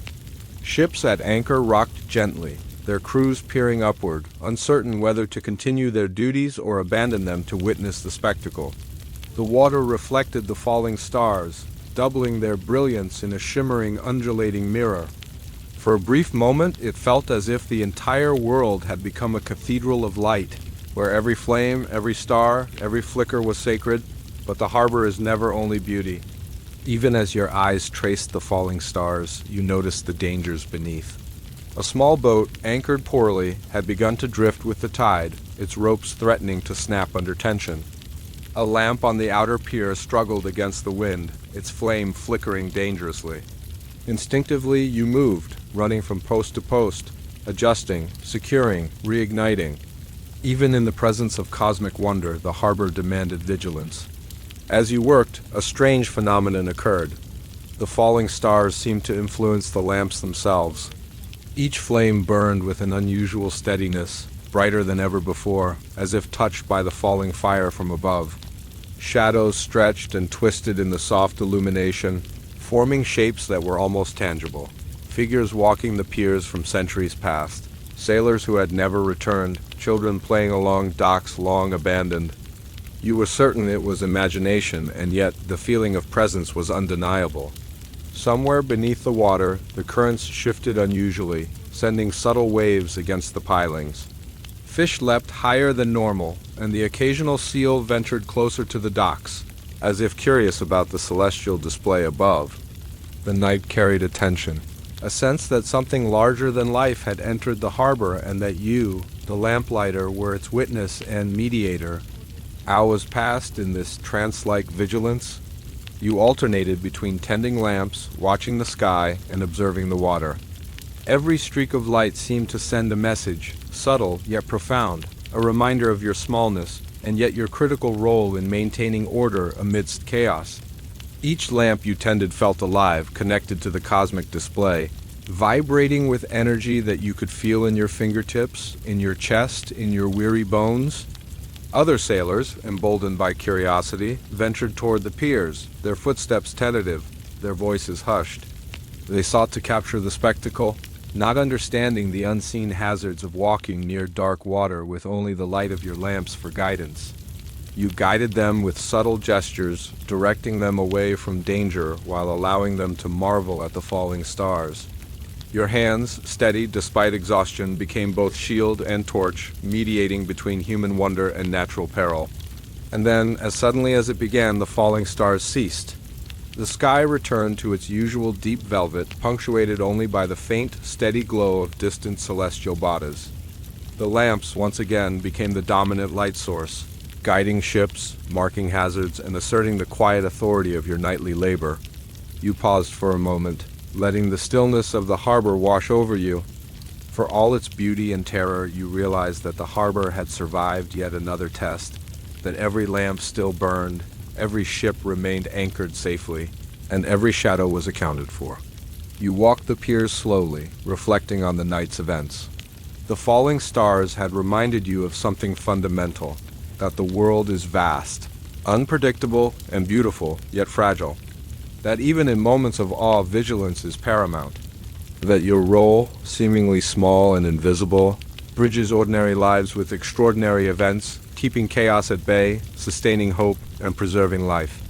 As dawn approached, the first faint rays of sunlight struck the water, turning the harbor into a golden mirror once more. The lamps were extinguished, oil safely stored, and keys hung in their place. Ships began to stir with activity, unaware of the celestial display that had visited the night. But you, the lamplighter, carried the memory of falling stars in your mind and bones, knowing that your duty, though ordinary by daylight standards, intersected with moments of cosmic significance, connecting the earth to the heavens in subtle, indelible ways. And so, with the harbor quiet, the water reflecting the faint light of early morning, and the wind gentle against your face, you prepared for the next night, the next lamp, the next duty. For no matter how extraordinary or serene the night may seem, the harbor always waits, always demands, and always trusts you to answer its call. In the harbor, there are things that move unseen, silent observers whose presence you feel long before you see them. They are neither human nor entirely of this world, though their existence is as real as the creaking piers and the flickering lamps you tend. Some sailors call them ghosts, others simply say the harbor has eyes. You have come to call them the silent watchers. At first, you dismissed the sensations as fatigue, a movement in the corner of your eye, a shadow that did not match any known shape, the sound of a soft footstep on a plank that should have been empty, but repetition forced acknowledgement. Over the years, you began to notice patterns. The watchers move according to rules you cannot fully discern, yet their presence seems protective rather than threatening. Lamps never fail near them, and ships guided by their silent signals rarely stumble or drift into danger. One night, during a thick fog that had rolled in from the sea, you were making your rounds along the outer pier when you felt it. A subtle vibration underfoot, a presence alongside your own moving with your pace, but not in your direction.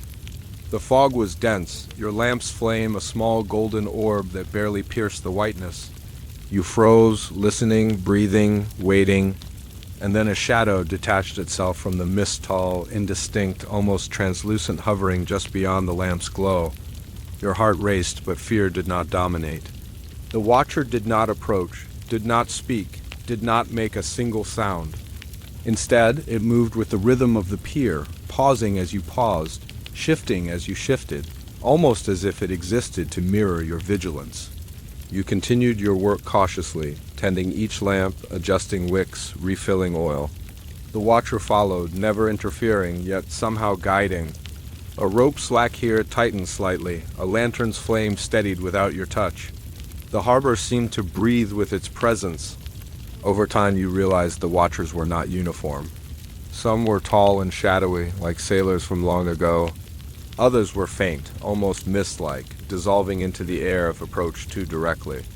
A few seemed animal in form seals, birds, or other creatures of the night, but moved with an intelligence that exceeded instinct.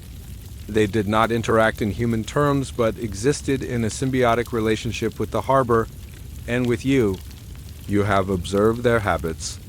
They linger near danger, their forms bending around weak points in the piers or unstable lamps. When storms approach, they are present in greater numbers, flitting between beams and water, sometimes visible only as a glint or flicker. They do not speak, yet you feel them communicate through subtle cues, the trembling of a rope, a flicker in a lamp, the sudden stillness of water. Every gesture is deliberate, part of a language of safety that you alone can understand. One particularly violent night confirmed their role in ways you could never have anticipated. A gale swept across the harbor, waves crashing violently against moored ships, lanterns struggling against the wind. A small boat broke its mooring, careening toward the jagged rocks at the harbor's edge. You ran, hands full of oil and keys, fear clawing at your chest. And then, as if summoned, the watchers appeared, shadowy, ethereal, moving faster than any human could. They guided the boat's path subtly. Currents shifted, ropes tightened. The tide pressed against the hull just enough to steer it safely. By the time the storm subsided, the vessel was intact, and the crew none the wiser to the unseen guardians who had intervened. The silent watchers are not omniscient. They cannot prevent every disaster, nor can they control human folly, but they are patient, tireless, and deeply attuned to the harbor's rhythm. And through them you have learned to read nuances in the environment that others ignore.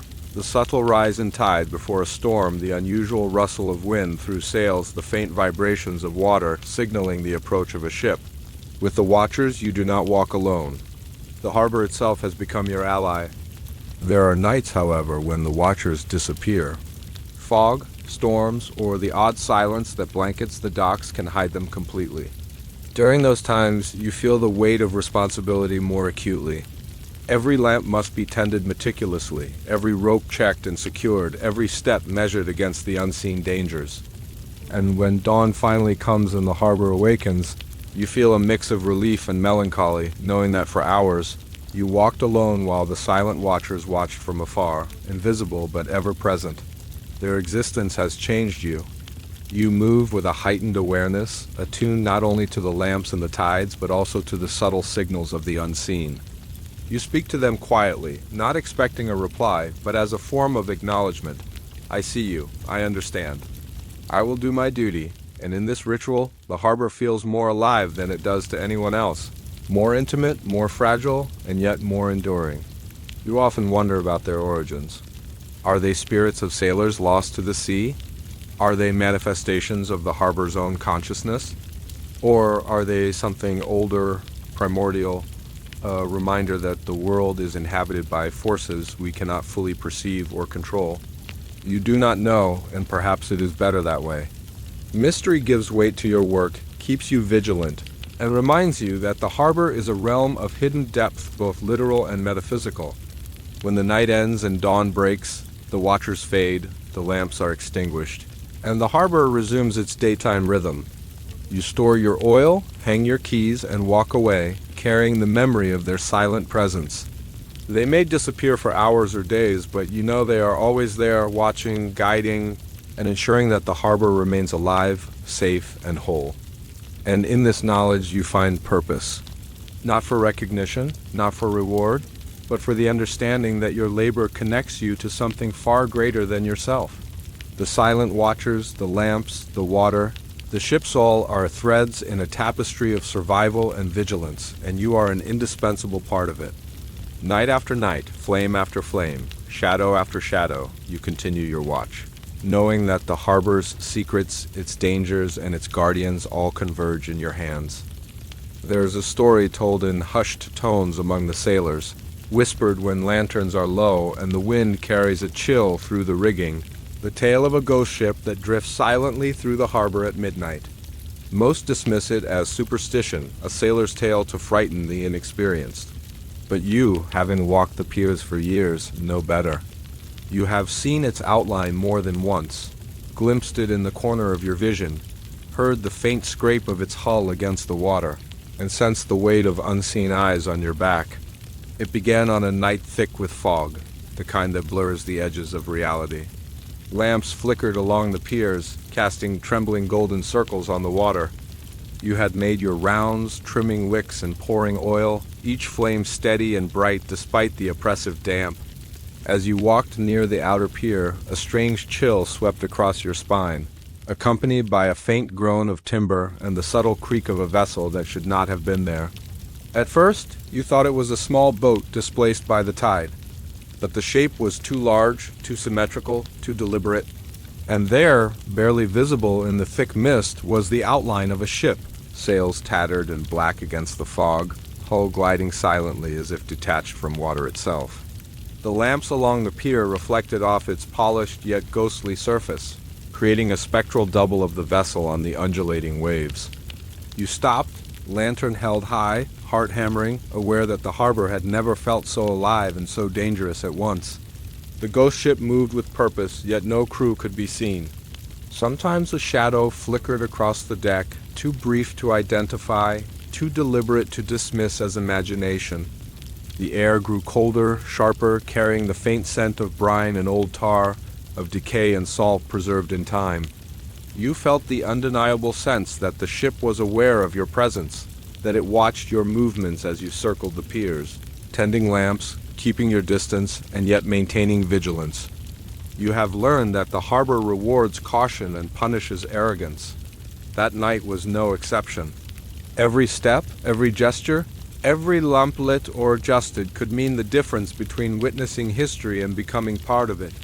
You kept your distance but observed closely, noticing subtle changes in the water, the way waves shifted to accommodate the ship, how shadows along the piers twisted unnaturally, almost signaling you to continue your labor without interruption. Over hours you discovered a rhythm. The ghost ship drifted along the harbor's outer edge, circling, always staying just out of reach of the piers, its presence a reminder of the harbor's ancient memory. Sometimes it paused near lamps, the flicker of flame reflecting off its hull as if acknowledging your work. You realized, with a mix of awe and fear, that the ship was not there to harm, but to observe, to witness, to remind you that the harbor holds secrets older and larger than any human could comprehend. You have seen the ship on multiple nights, always under similar conditions: thick fog, still air, and the quiet tension that blankets the piers when something extraordinary is near. Its arrival is subtle, a shift in tide, a whisper in the wind, a faint groan beneath the water. And each time you follow the same routine, lamps lit, ropes secured, footsteps measured, eyes scanning, hands ready. Every night with the ghost ship is a test, a reminder that vigilance is eternal. There are moments when the ghost ship seems almost sentient. You have watched it drift closer to a lamp in peril, then veer away at the last moment as if allowing you to act. You have felt its presence when storms approach, sensing a subtle correction in the currents or a guiding push that protects vessels under your care. It is neither malevolent nor benevolent in the human sense. It simply exists in harmony with the harbor, an extension of its hidden intelligence, an ancient sentinel beyond your comprehension. Other sailors occasionally claim to see it too, though rarely at the same time as you. Their accounts vary. Sometimes it appears fully illuminated, sometimes shadowy and indistinct, sometimes gone entirely by the time they reach the pier. You understand now that it chooses its observers carefully, appearing to those attuned to the harbor's hidden language, to those who walk the boundary between night, flame, and water. On the night that became most vivid in memory, the ghost ship lingered near the outer pier for hours, its form outlined against the dense fog. The lamps you tended cast elongated shadows across the water, intermingling with the ship's silhouette to create a scene that felt like a painting of both history and eternity. Every movement you made lighting a lamp, adjusting a wick, securing a rope was mirrored by subtle shifts in the vessel, a silent acknowledgement of your role. You felt both insignificant and indispensable at once, a single human tethered to a force far older and wiser than yourself. Eventually the fog began to lift, and with the first hints of dawn, the ship faded into the horizon, leaving only the ordinary harbor behind. You stood alone, exhausted but alert, reflecting on the night's events. The ghost ship had come and gone, but its presence lingered in memory, a reminder that the harbor holds secrets beyond understanding, and that your role, humble though it may seem, is part of something vast, eternal, and unseen. From that night forward, you never approached the outer pier without anticipating its arrival. Every lamp you light, every step you take, every rope you secure is performed with the knowledge that you are watched not by human eyes, but by an intelligence older than the harbor itself. And in that awareness, your vigilance, skill, and courage are tested anew, night after night, lamp after lamp, shadow after shadow. Storms are not unusual in the harbor, yet some arrive with a force and fury that seem almost supernatural, as if the sea itself has decided to test your endurance, your skill, and your very will to exist. One such storm remains etched into your memory, a night when the harbor roared with power, and the lamps you tended became both your salvation and your burden. It began with a sky that darkened earlier than expected, clouds rolling in thick and heavy, swallowing the horizon. The wind shifted abruptly, carrying the tang of salt and the first hints of rain. Ships at anchor rocked more violently than usual, ropes groaning under the strain, sails snapping against masts. You tightened your grip on your oil can, adjusting wicks with haste, aware that any lapse could spell disaster. The lamps were your only defense, their small flames bold against the encroaching darkness, a lifeline for sailors and ships alike. By midnight, the storm had fully arrived. The wind howled like a living thing, whipping across the piers, bending posts and railings under invisible force. Rain fell in sheets, sharp and cold, stinging skin and soaking clothing. Waves struck with increasing violence, splashing over the docks and lapping dangerously close to vessels unprepared for such intensity. Every lamp you lit flickered wildly, struggling against the wind, and each time you refilled or adjusted a flame, it seemed to resist, as if aware of the storm's intent. In the chaos, you noticed a small vessel being driven toward the jagged rocks at the harbor's edge. Its crew scrambled in panic, unable to secure lines or sails in the torrential rain. Adrenaline surged through you as you sprinted across the slick pier, keys jingling, oil spilling, lantern flame sputtering in your hand. Every step was deliberate, every movement essential, because even the smallest miscalculation could throw a man into the sea or a lamp into the storm's fury. It was then that you felt the silent watchers, those unseen guardians of the harbor, moving near you. Their presence was unmistakable in the way the storm's violence seemed to shift slightly around your actions. A rope slackened just enough to prevent a snap. A wave lifted a boat in a subtle push away from danger. Their silent, ethereal guidance reminded you that even amidst chaos you were not alone, and that your work was part of a larger, invisible force at play.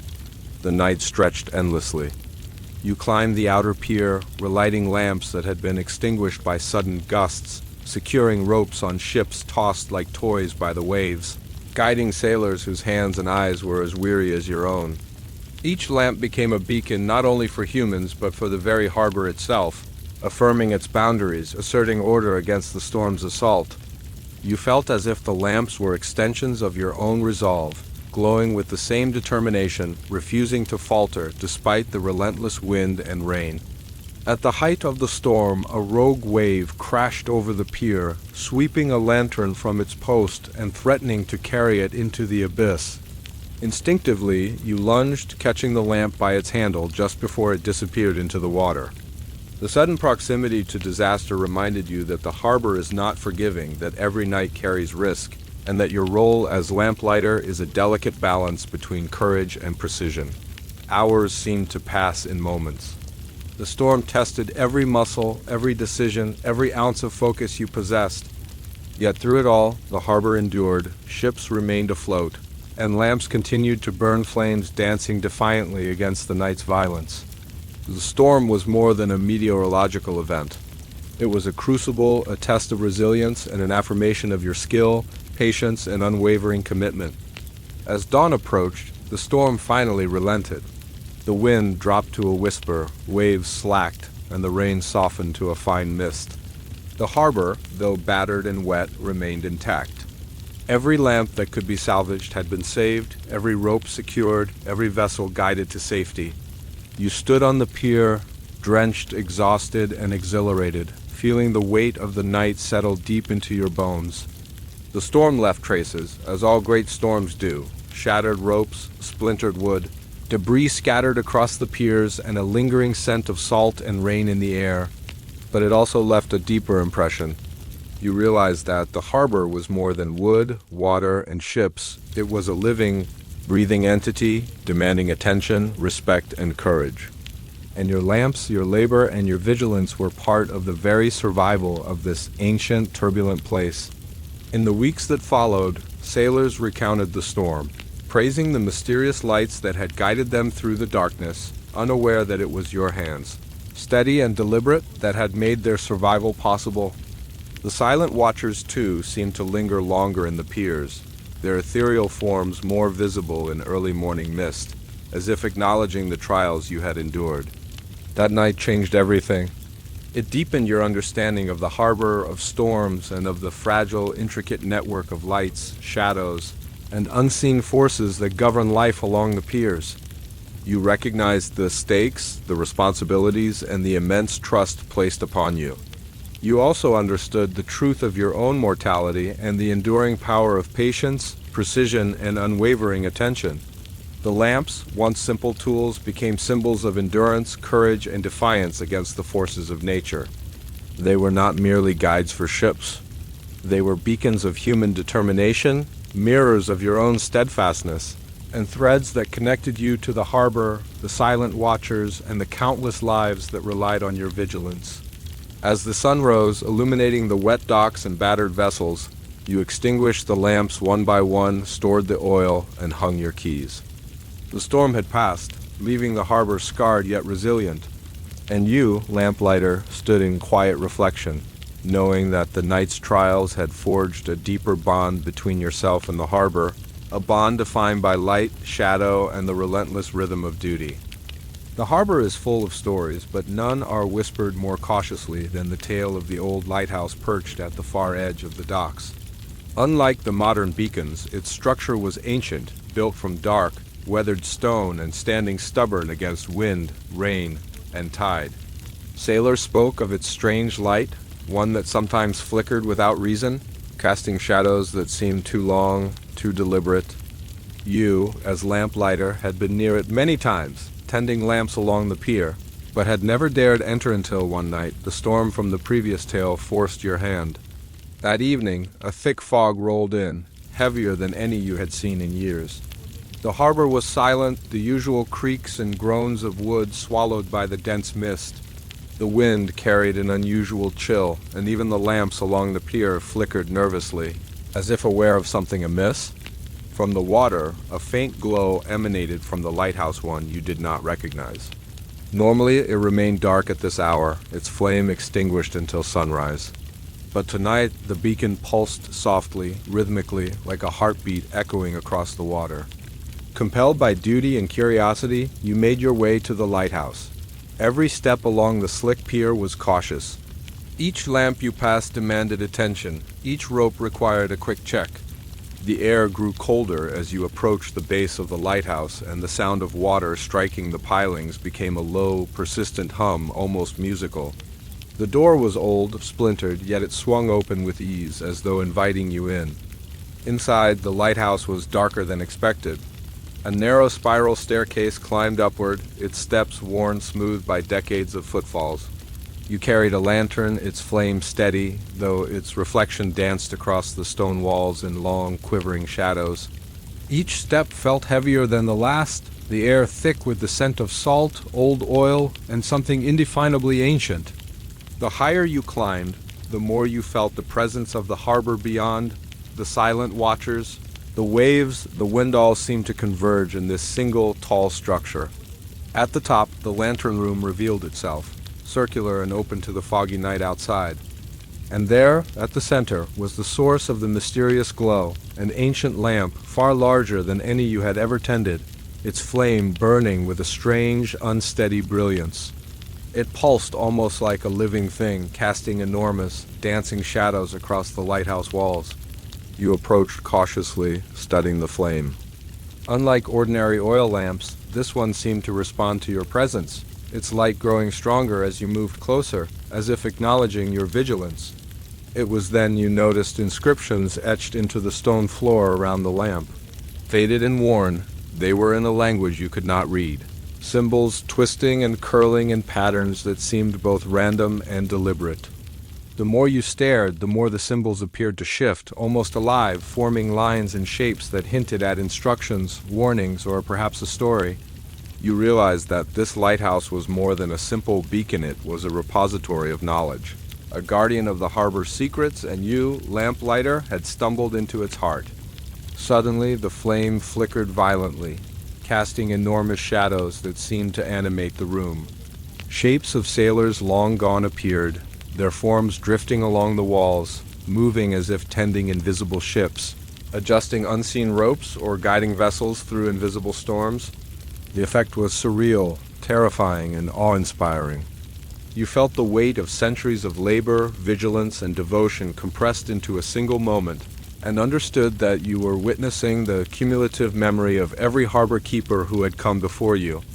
A cold wind swept through the lighthouse, carrying with it whispers that seemed to emanate from the flame itself. They were not words you could understand, but the tone was unmistakable, warning, guidance, and expectation. You instinctively moved to adjust the flame, trimming its wick, ensuring it burned steadily. As you did, the shadows calmed, the flicker softened, and the lighthouse seemed to exhale, acknowledging your skill, patience, and understanding. The experience left you profoundly changed. You descended the spiral staircase slowly, each step weighted with awe, and exited into the foggy night. Outside, the harbor remained as you had left it, lamps flickering softly along the pier, waves lapping gently, ships rocking in their moorings. Yet inside you carried the memory of the lighthouse, of the living flame, and of the shadows that had danced with purpose and intelligence. You realized that your labor as lamplighter was not just about guiding sailors. It was about participating in a network of unseen forces, ancient wisdom, and protective guardianship that extended far beyond the docks. From that night on, the lighthouse became part of your nightly routine, though you never dared enter again without cause. Its presence was a reminder of the harbor's depth, complexity, and history, a physical manifestation of the hidden intelligence that guided you and the silent watchers. Every lamp you lit, every shadow you observed, and every rope you secured carried echoes of that night, the knowledge that the harbor, though mortal in appearance, possesses a memory and vigilance that stretches across centuries. The old lighthouse also taught patience. Its flame was unpredictable, alive in a way your ordinary lamps were not. To maintain it required understanding subtle cues, responding without hesitation, and respecting forces beyond human comprehension. You realized that every night on the harbor, no matter how routine it seemed, was an opportunity to connect with something eternal, to ensure balance, and to witness the convergence of light, shadow, history, and life. By sunrise, the fog lifted and the lighthouse's flame dimmed, retreating into the quiet hum of daylight. The harbor returned to its ordinary rhythm, unaware of the extraordinary events that had transpired.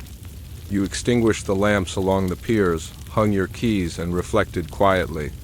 The storm, the ghost ship, the silent watchers, and now the lighthouse all were part of a continuum that demanded your vigilance, your courage, and your understanding. And in knowing this, you understood the true magnitude of your role, not merely a keeper of lamps, but a guardian of memory, mystery, and life itself.